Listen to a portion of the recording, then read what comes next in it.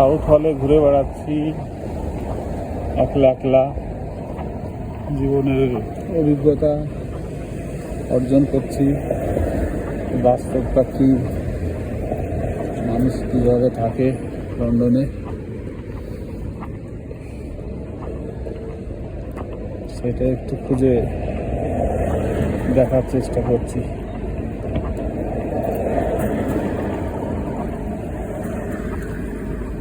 নতুন কেউ ইউকেতে আসলে তার জীবনে কি ঘটে এটার একটা বাস্তব চিত্র নিজে থেকে একটু বোঝার চেষ্টা করছি।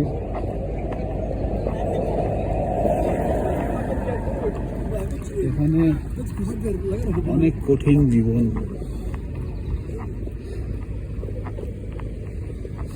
পয়সা ইনকাম করা তো অনেক কঠিন। তারপরে আবার এখানে পয়সা চলে না, এখানে চলে হচ্ছে পাউন্ড। আমাদের 120 টাকা দিতে হবে এদের 1 টাকাকে, তাহলে এদের পয়সা সহজে দেবে?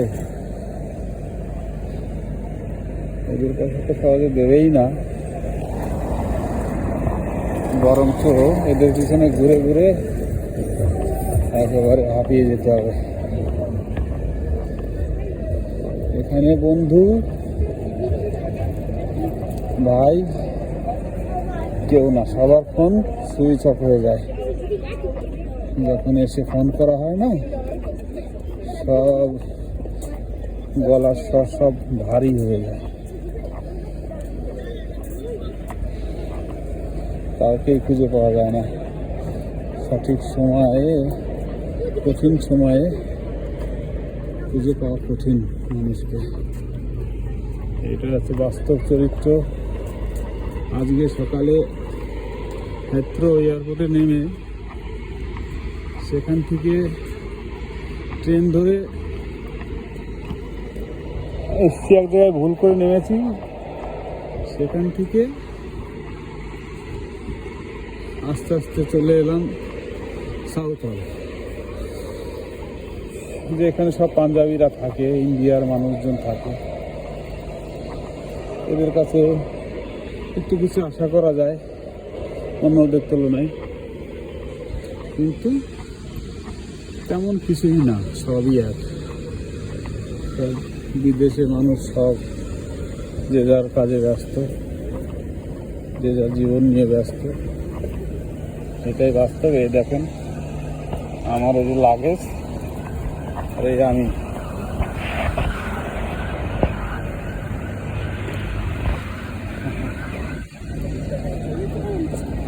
কিছু নতুন খুঁজে পাওয়ার জন্যে, কিছু নতুন অভিজ্ঞতা সেটা দেখার জন্যে এখানে আসা। আমি জানি এগুলো অনেক কঠিন, কিন্তু অনেকেই এই কঠিন পরিস্থিতিকে স্বীকার করে অনেক কিছু করে, কিন্তু খুবই কঠিন।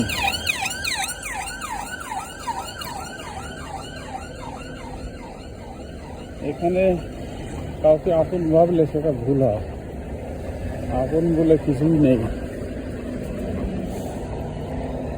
সব কিছুই বাস্তবের কাছে সব ফিকা পড়ে যায়। বাস্তবের কাছে সব হার মানে, বাস্তবের কাছে সব সম্পর্ক হার মেনে যায়, সব ভালোবাসা ধুয়ে যায়, কিছুই থাকে না। খালি থাকে যে যার ব্যস্ত, যে যার জীবন কী করে একটু কাটাবে আর কি। এই দেখুন সাউথ হল স্টেশন,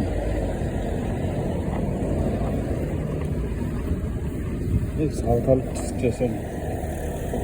হ্যাঁ দেখুন ভালো করে, লন্ডনের সাউথ হল স্টেশন।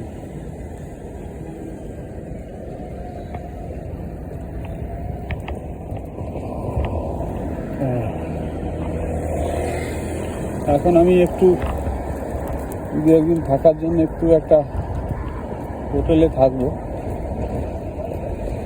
হোটেলটা একটু খুঁজছি, তারপর 2-4 দিন থাকবো।